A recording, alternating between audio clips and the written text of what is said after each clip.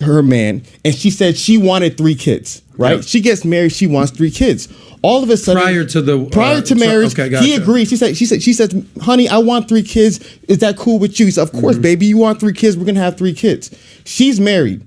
5 years into it. Hey, when are we having our kid? Next year. When are we having our kid? Next year. It's year 8. He's like, I don't want any kids anymore. Should she stay in that marriage? He agreed, and she both agreed that we were going to have 3 kids. That's why she married him. When it was time to have kids, he changed his mind. Well, I don't want kids anymore. Should she stay in that marriage? Let's go on the guy's side, because the red pill guys love when guys are being the victim. So you're a man, and in your marriage, you agreed that we're gonna have sex, let's say twice a week. That's an agreement. I'm just saying that's a verbal contract. We're agreeing that we get it in at least twice a week. All of a sudden, she's like, I'm not in the mood anymore. She's like, oh, now I'm on my period. That won't be all of a sudden. That'd be almost immediate. But go ahead. Okay, and then months into it, right? Yeah. She says, well, I only want to have sex once every 6 months. Should he stay there? You both agreed initially, like, yo, we're gonna do this consistently, and now he's getting it. Should he stay there? So to me, what's very important about the marriage is that before you get into it, both of you guys need to agree upon everything. This is where I think the nuance in the evolution. Agree on everything, so the woman is protected as well as the man is protected. And so to me, that's what me and my wife did. Before we got married, we talked about everything. Every single scenario, every single thing. Me, I'm not a money guy. I'm not motivated by money. So therefore, the money, like, I'm different. Everyone knows me. I'm not a money guy. So you can have all the money. I have my brain. I can start from ground zero. I'll build the money back up. I don't mind money.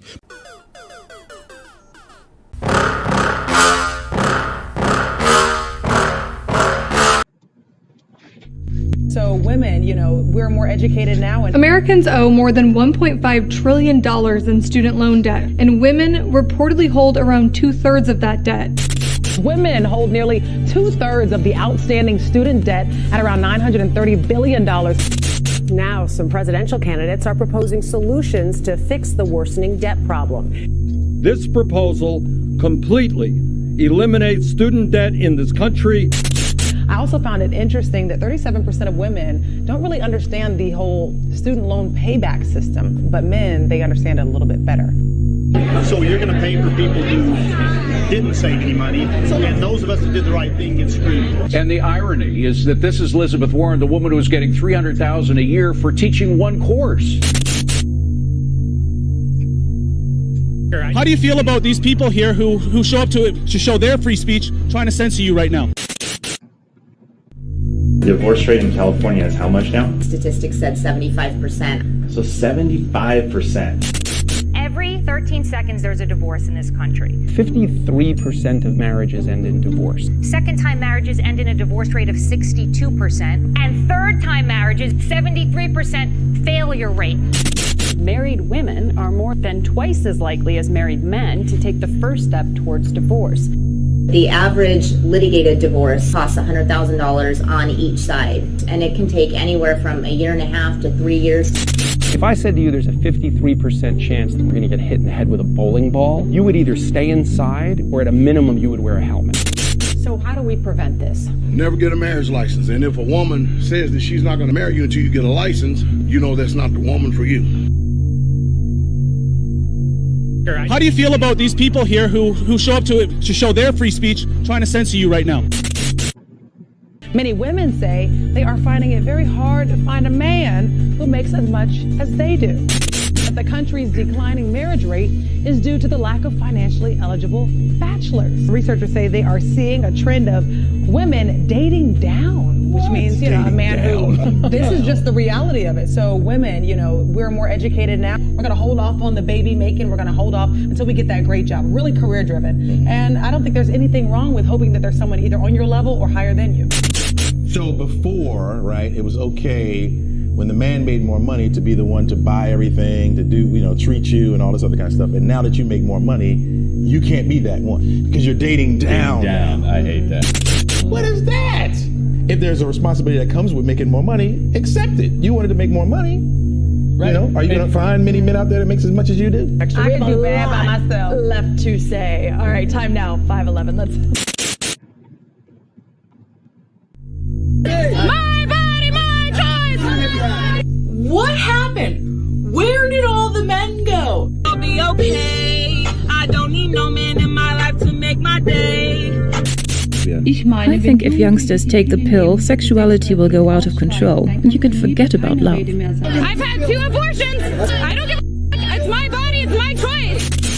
I am a nasty woman. Many women say they are finding it very hard to find a man who makes as much as they do. If there's a responsibility that comes with making more money, accept it. You wanted to make more money. Somebody needs to pay for all my children. Somebody needs to be held accountable, and they need to pay. How do you feel about these people here who show up to show their free speech, trying to censor you right now? Men are thinking about eating guns. Men are thinking about they have no way out. Men are losing big time, and we're losing a fraction of men due to manipulation, due to people trying to, they may be hurt. A woman might be hurt in a marriage, or she might feel that she's not being appreciated. And then she throws a grenade in the room. What happens then? See, that's where I come in. I get to show you what happens when the grenade is there. And I also encourage you, you're not alone in this. A lot of people come to my content and they find out, oh, you too? See, before, as I said, 70 years ago, 40 years ago, 30 years ago, there was nobody presenting this side of the argument. This side, I see what you're saying. This right here. Nobody, they just left men alone and they said, well, you must not have been hitting it right, or you must not have loved her right, or you must have abused the kids. That's what she said. She said that you were, and nobody came to this position. So listen, there was a void open and I ran.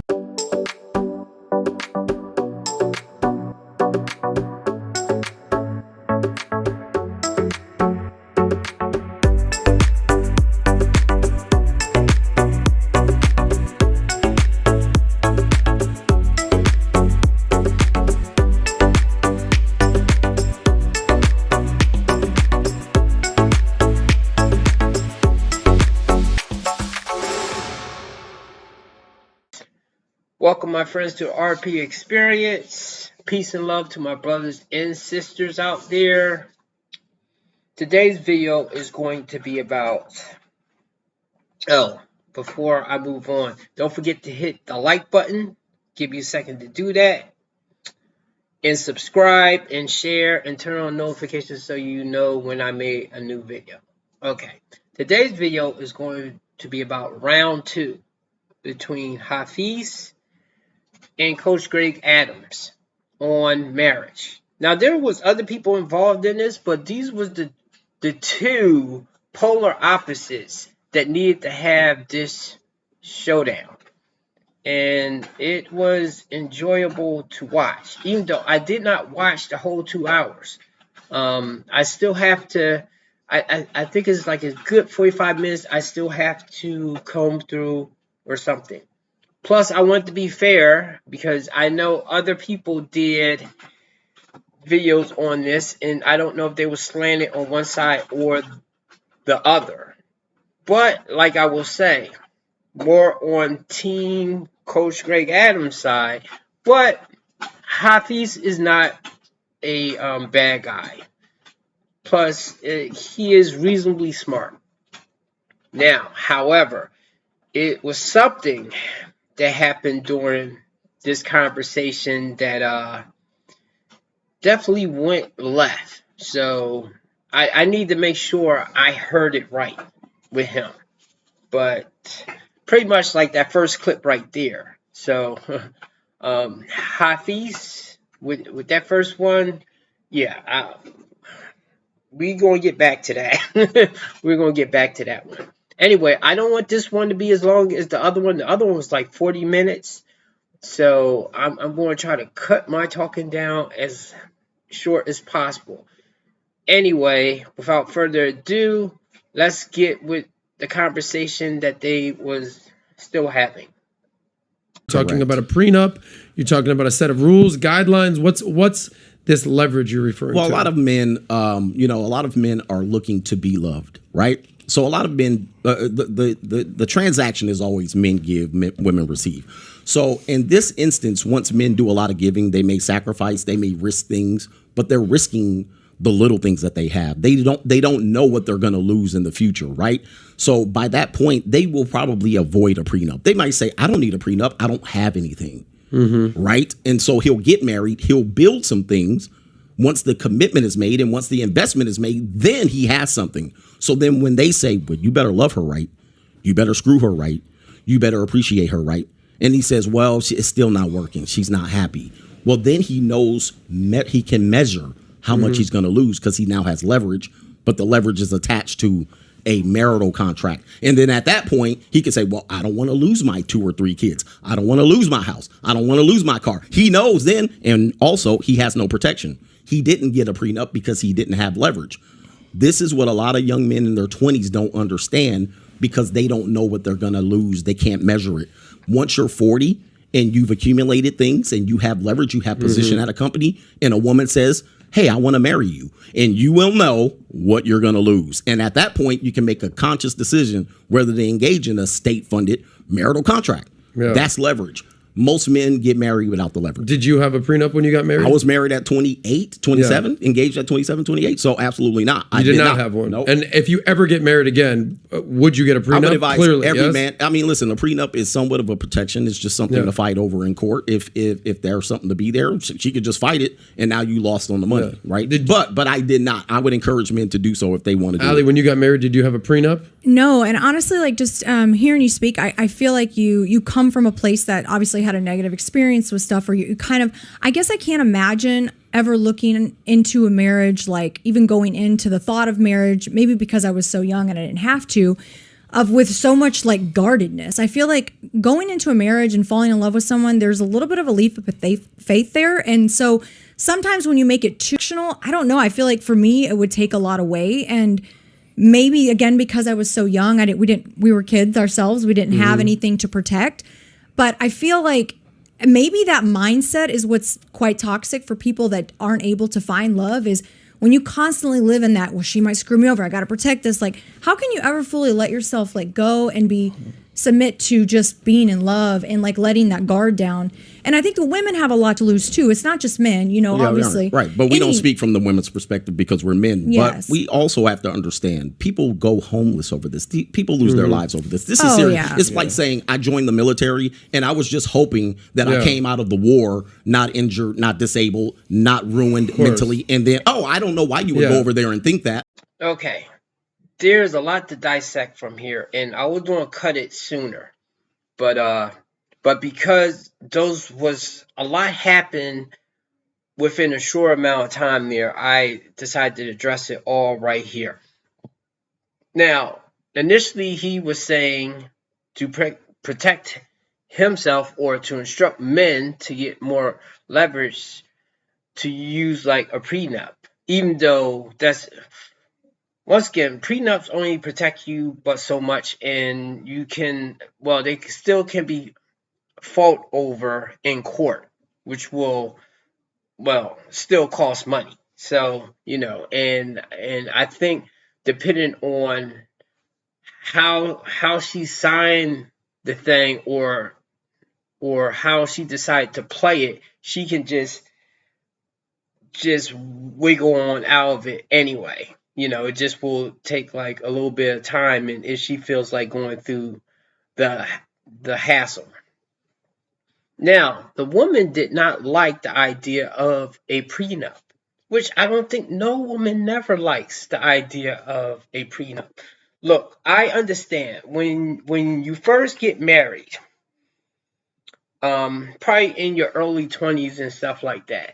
You are both in love. You're hearing the butterflies, the birds are chirping and stuff like that. To bring this conversation up right here can totally just destroy the thing. The thing is, though, both of you can change years down the line. This is not Disney. I don't think they never get divorced in Disney. And even if you decide to still stay married, you can be unhappily married, both miserable, And while I really don't like divorce, I also don't think either the man or woman should stay in a situation that they are unhappy in. But then it kind of makes you wonder, like, why even do it at all if that's what's going to eventually happen? But I understand her perspective right there. But the thing is, though, when he brought that up, like most women would do, or females, maybe ladies wouldn't do that. And this is the thing of, like, as women, you need to try to put yourself inside a man's shoes today. And men, I instruct you to do the same thing with women. Put yourself inside each other's shoes. Of course, the woman's going to lose certain things too. Because obviously, if you get divorced, you know, if you don't take the house scot-free, y'all will have to sell the house. You got to go through the whole hassle of like finding another home, uprooting the kids, moving the kids to like another school, another neighborhood and stuff like that. But the thing is, most women and even guys that don't see this perspective right there, because you have never been through a divorce. Matter of fact, a lot of you guys have never been married. So unless if you've been married and then you've been divorced, shut the fuck up. Okay? Because you don't know until you've been through it. So thing is, though, she seemed like she was not trying to understand where he was coming from. You know, she just totally disregarded what he was saying. Like, oh, I don't feel like a prenup is a good thing, and then kind of shot down how men would suffer in this situation. You know, she went straight to how women would also be affected instead of trying to understand where a man is coming from. Anyway, I'm talking too much. Okay. Coach Greg Adam wins this point right here. Even though he wasn't debating really with Hafeez right now, he's debating with the happily married OnlyFans woman. You know, so, but he gets a point on this right here. Because he's right and she went wrong because she didn't try to see his perspective. So 1 point for Coach G. Oh, I don't know why you would go over there and think that. Well, this is a battle. Well, and the battles are won and lost in these. It's not a battle, though. I think this is where the language has to be used correctly. Mm-hmm. And I think to me, I love the balancing act that's going to happen today, because I think what's going on is that I understand. So there's this idea of Eastern versus Western marriage. Let's just say Greg is on the East, she's on the West. Eastern marriage is all about logic.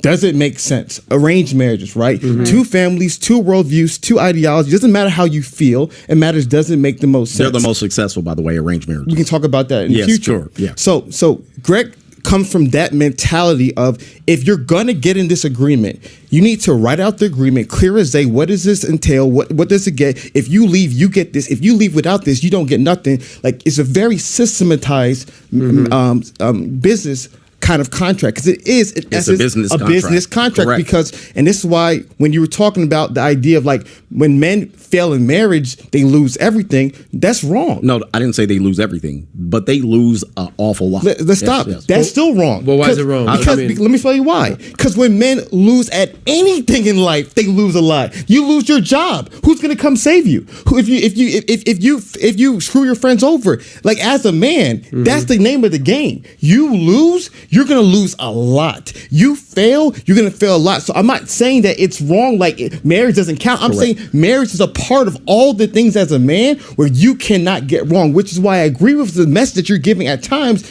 That's why you got to be 100% serious. You don't go at this naive. You don't go at this because you understand that there is a cost for this decision. So going back to the Eastern thing, but on the West, you have marriage as all feelings.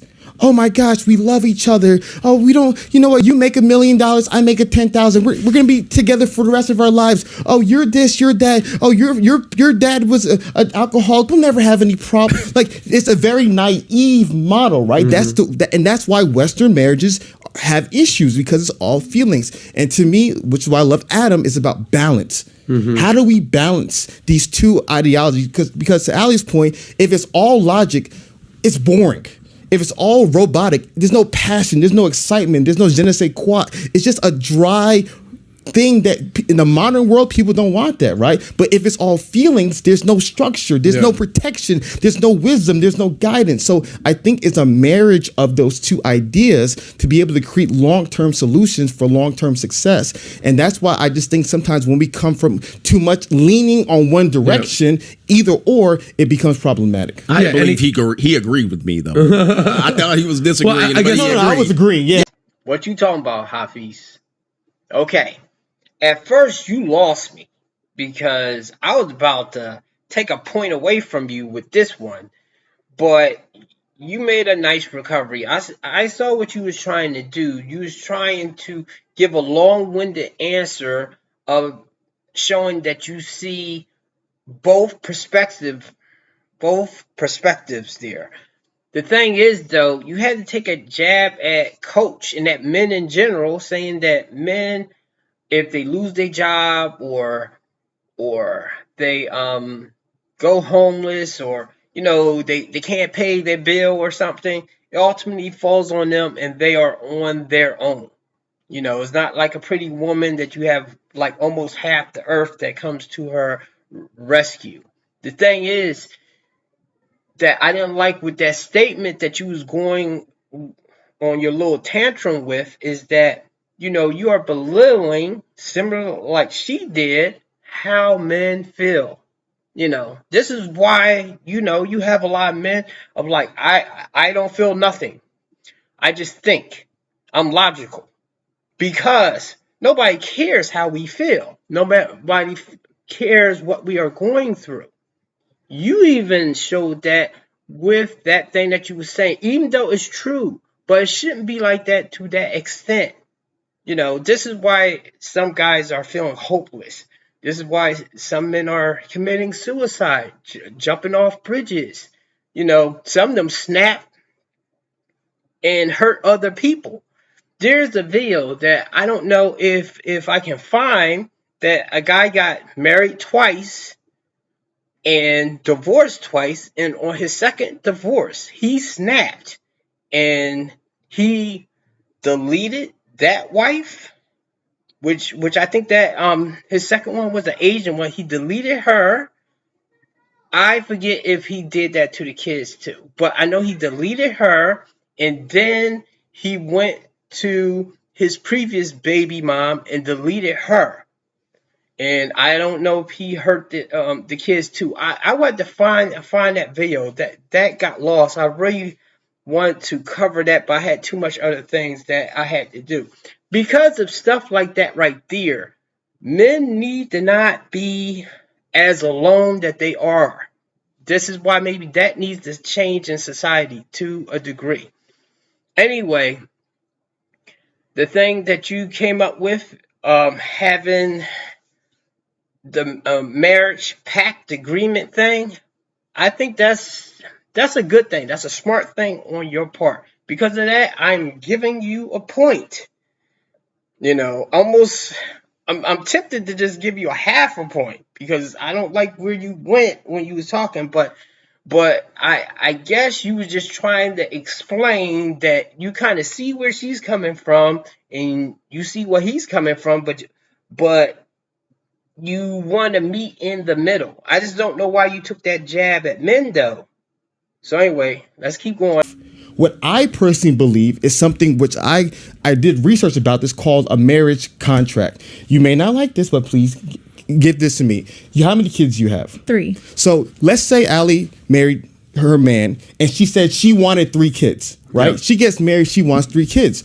All of a sudden, prior to marriage, gotcha. He agreed. She said, honey, I want 3 kids. Is that cool with you? He said, of course, baby, you want 3 kids. We're going to have 3 kids. She's married. 5 years into it, hey, when are we having our kid? Next year. When are we having our kid? Next year. It's year 8. He's like, I don't want any kids anymore. Should she stay in that marriage? He agreed, and she both agreed that we were gonna have 3 kids. That's why she married him. When it was time to have kids, he changed his mind. Well, I don't want kids anymore. Should she stay in that marriage? Let's go on the guy's side, because the red pill guys love when guys are being the victim. So you're a man, and in your marriage, you agreed that we're gonna have sex, let's say twice a week. That's an agreement. I'm just saying that's a verbal contract. We're agreeing that we get it in at least twice a week. All of a sudden, she's like, I'm not in the mood anymore. She's like, oh, now I'm on my period. That won't be all of a sudden. That'd be almost immediate. But go ahead. Okay, and then months into it, right? Yeah. She says, well, I only want to have sex once every 6 months. Should he stay there? You both agreed initially, like, yo, we're gonna do this consistently, and now he's getting it. Should he stay there? So to me, what's very important about the marriage is that before you get into it, both of you guys need to agree upon everything. This is where I think the nuance in the evolution. Agree on everything, so the woman's protected as well as the man is protected. And so to me, that's what me and my wife did. Before we got married, we talked about everything. Every single scenario, every single thing. Me, I'm not a money guy. I'm not motivated by money. So therefore, the money, like, I'm different. Everyone knows me. I'm not a money guy. So you can have all the money. I have my brain. Mm-hmm. I can start from ground zero. I'll build the money back up. I don't mind money. But to me, because it's another argument that we can talk about later, is that the kids is a whole different conversation. Kids are more wealth than money. So I was more obsessed with children than money, because end of the day, like I said, we can talk about that later. But so to me, in regards to losing money, I don't care about losing money. Take whatever you want. If worst case scenario things happen, but by having a marriage agreement, both of you guys understand what's expected of you, and if one person obviously breaks this agreement, both families know. Coach Greg Adams get this point without even opening up his mouth, really. Hafeez, you put your foot in your mouth with this one. I know that's your personal choice, because I know you was talking about personally that money does not mean that much to you. But the thing is, though, you want a lot of other men to take what you are saying seriously, to go in your direction of, like, marrying women and just getting this marriage contract. But you just say money does not mean nothing to you. So I think that's the worst way to go if you was trying to sell your idea to people to follow. Right there. I mean, it's nothing more that I can say with this. You put your foot in your mouth when you say this one. Truthfully, a lot of men thought you lost the whole argument. Once you say that 5 second whatever that you were saying, that tells me with your marriage contract with your wife that you just made a thing like, hey, I don't want you taking the kids away from me. I still want to be in their lives, no matter how you feel about me. But however, though, with money and stuff, I don't really care. And okay, you are a young man, and you're right, you could make the money back. But the thing is, though, you are talking to men that are younger, well, that's around your same age, which that might apply to, but you also talk to men that's older, 30, 40, that their money may mean a lot to them. Like that boxer, Sugar Shane Mosley, his belts did mean something to him. At least I'm assuming it did. So he may not want to give up those, even though I guess he could put that inside that marriage contract thing. But however, I'm pretty sure he wouldn't think of it because he wouldn't know how many belts that he probably would win. So that probably wouldn't have been in there. And see, I just did what you did. I just trod off into something else. Anyway, Coach Greg Adams wins this round 2. So 2 rounds to Coach Greg Adams. Are we doing this a best out of 3 or a best out of 5? I haven't decided yet, but really, Coach Greg Adams is winning this. Not saying that Hafeez, you haven't made like a lot of great points, and I know your heart is in the right space, but you know, you can't expect people to listen to you and you take and throw that up right there that you just said. Okay? So anyway, love everybody. Peace and love. I'm out.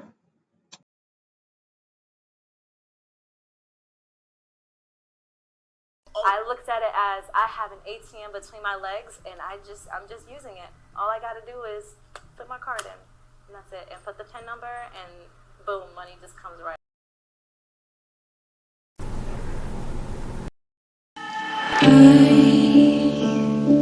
I still wanna run to you. Am I breaking through? Do you feel me too? Pindell made it.